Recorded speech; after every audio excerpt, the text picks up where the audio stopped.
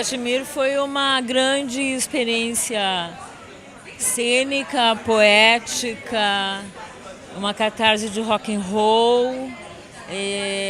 Enfim, foi uma explosão criativa que aconteceu num determinado momento das nossas vidas. Caxemir foi um bando de poesia, de música, de publicações literárias, de performance, de viagens mambembe, e que ao longo aí de mais de 10 anos atuou desde o começo dos anos 80 até o início dos anos 90, e depois voltou ainda no final dos anos 90 e gravou CDs e fez shows multimídias e enveredou pela tecnologia. Enfim, Caxemir é isso. Trabalhava com a matéria-prima, era poesia no início, aí depois incorporamos a música, videoarte, teatro, era uma expressão total de arte. Foi uma experiência muito forte que rolou aqui em Cuiabá, em Mato Grosso, desde os anos 80, lá para 82, 83. Aí nós ficamos até anos 2007, mais ou menos. Depois de um intervalo de 10 anos, aí gravamos 2 CDs, gravamos um disco vinil, nós produzimos toalha de mesa de bar, livrinhos de poesia, fazia muitos eventos, muitas intervenções poéticas.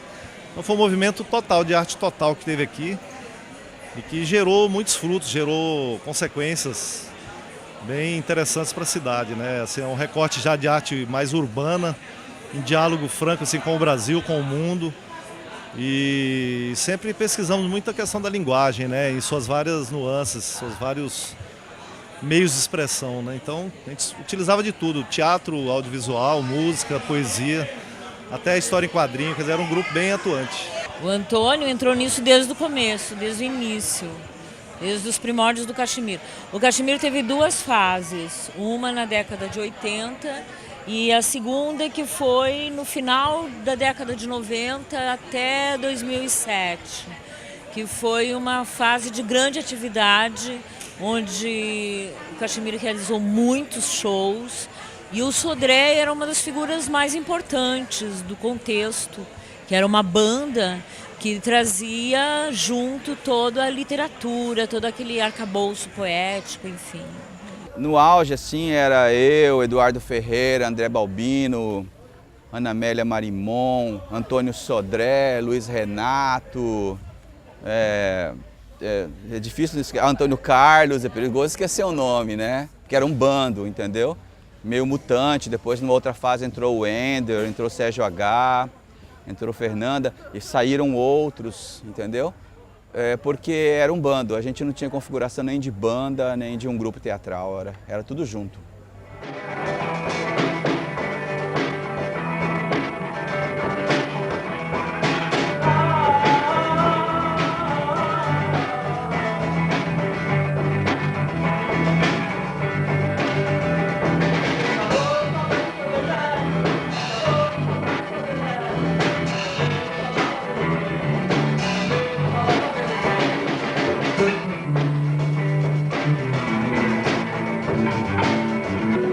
Então, essa cena toda surgiu ali no chamado Baixo Cochipó, que é na Rua 1 do Boa Esperança, ali, Alziro Zarur, ao lado da UFMT, onde tinha os bares ali. Aquela cena era muito rica, de música, de poesia, de ambiência, e é ali que todo mundo se conheceu. E na época, eu e Eduardo lançamos o Borracharia Astral, que era um gibi poético.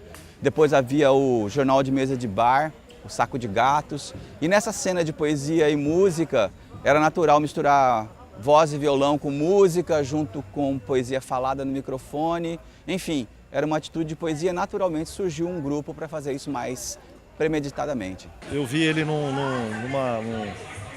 numa palestra sobre poesia marginal, poesia dos anos 70 no Brasil, e ele recitou um poema, eu já percebi ele ali, já convidei ele, eu já estava conversando com o Antônio Carlos, o Toninho Poeta, o Amaury Loba, aí o Sodré entrando, o Luiz Renato.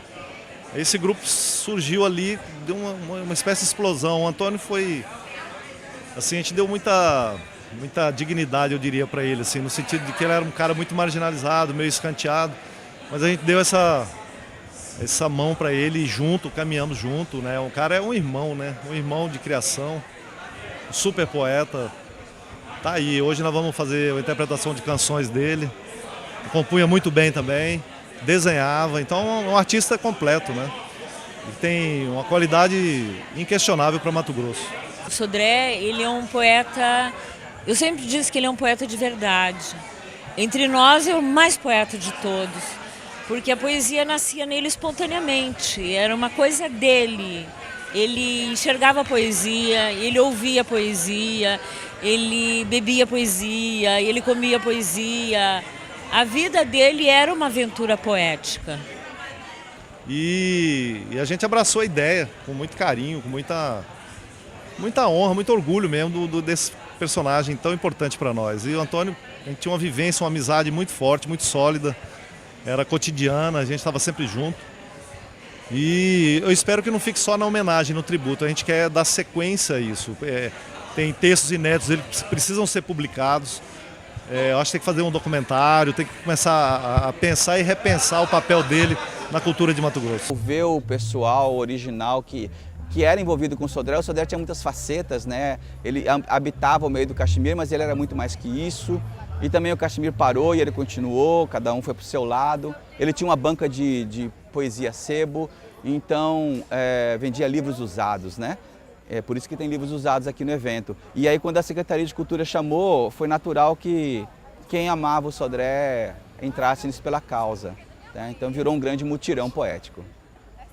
Eu creio que a hora que se valorizar a cultura mato-grossense, a arte, que eu vejo de forma distinta, né? O artista, a cultura mato-grossense, o turismo mato-grossense vai fazer muito mais sentido. Foi isso que eu vi, foi isso que eu percebi quando eu andei um pouquinho pelo mundo. Talvez a resposta para essa ampliação turística que Mato Grosso almeja tanto seja o preenchimento com a cultura que Mato Grosso tem, com bolsas cheias de Sodré, com outdoors poéticos. Nós estamos às vésperas dos 300 anos da capital. Urge que nós saiamos além dos nomes políticos e celebremos os que estão fazendo este lugar um lugar melhor. É isso que eu acho que o Sodré Cara, e sabe por que eu tenho inveja dele? Ele realizou meu sonho. Ele morreu no palco.